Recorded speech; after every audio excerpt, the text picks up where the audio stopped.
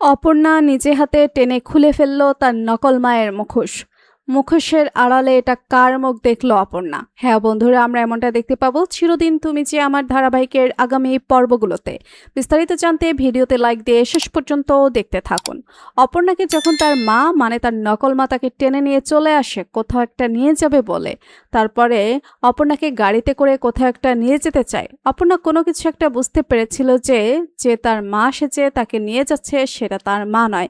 তারপরে সে দৌড়ে গাড়ি থেকে নেমে পড়ে আর তাকে ধরার জন্য তার নকল মাও তার পেছন পেছন দৌড়াতে শুরু করে। আর দুজনের মধ্যে পুরো হাতাহাতি শুরু হয়ে যায়। একজন একজনের গলা টিপে ধরে। অপর্ণা সেই নকল মায়ের গলা টিপে ধরে আর তার নকল মা অপর্ণার গলা টিপে ধরে। আর অপর্ণা এই হাতাহাতির সময় সে মুখে হাত দিয়ে যেই টান মারে সঙ্গে সঙ্গে অপর্ণার নকল মায়ের মুখোশটা অপর্ণার হাতে চলে আসে। অপর্ণা তো পুরো আশ্চর্য হয়ে যায়। অপর্ণা দেখতে পায় তার মায়ের মুখোশের আড়ালে এক অন্য মহিলা। অপর্ণা ভালো করে দেখে ওঠার আগে সেই মহিলা সেখান থেকে চলে যায়।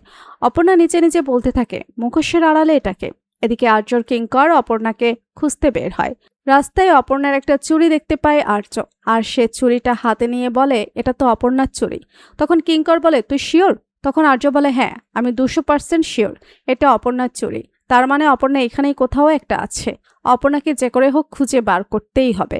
তো বন্ধুরা, তোমাদের আর্য কি পারবে অপর্ণাকে খুঁজে বের করতে? তোমাদের কি মতামত লিখে জানিয়ে দাও কমেন্ট করে। পরবর্তী আপডেট সবার আগে পেতে সাবস্ক্রাইব করুন আমাদের চ্যানেলটি। ধন্যবাদ।